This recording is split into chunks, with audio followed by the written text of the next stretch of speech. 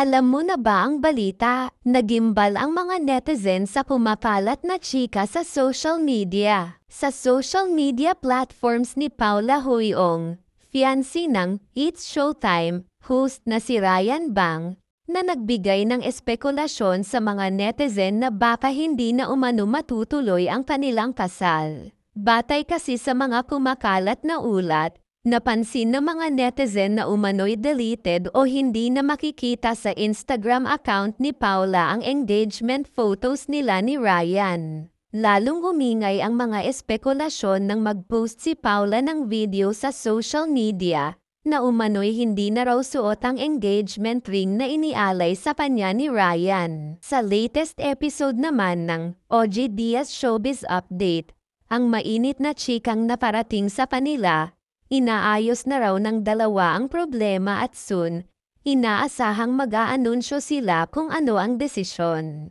Maayos nilang dalawa at matuloy pa rin ang kanilang kasal. Ngunit kamakailan lalong nag-init ang intriga tungkol sa relasyon ni It's Showtime host Ryan Bang at fiancé niyang si Paula Huiong matapos i-anunsyo ang biglaang pagsasara ng cafe ni Paula sa Quezon City. Noong Sabado, ika-27 ng Setyembre, sa page ng Siesta Horse Ata, ibinahagi nila ang mensahe ng pasasalamat sa mga customers na tumangkilik sa kanilang munting negosyo. Thank you for making us possible.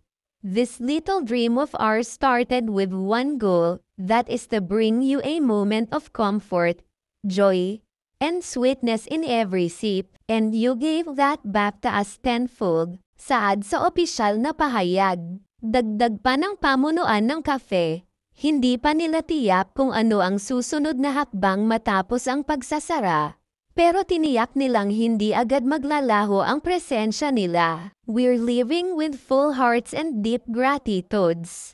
We'll still have events and be popping up with our carts until January 2026. Let's make the most of these final sips. We'd love to see you before we say goodbye. Dahil dito, mas lalong lumalim ang mga espekulasyon, may kinalaman nga ba ang usap-usapang hiwalayan sa desisyong ipasara ang cafe?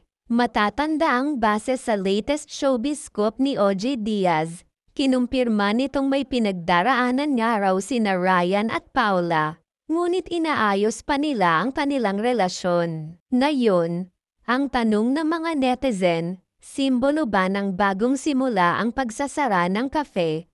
O senyales na rin ito ng posibleng pagtatapos ng relasyon ng dalawa. Don't forget to like, comment, share and subscribe. Thank you for watching.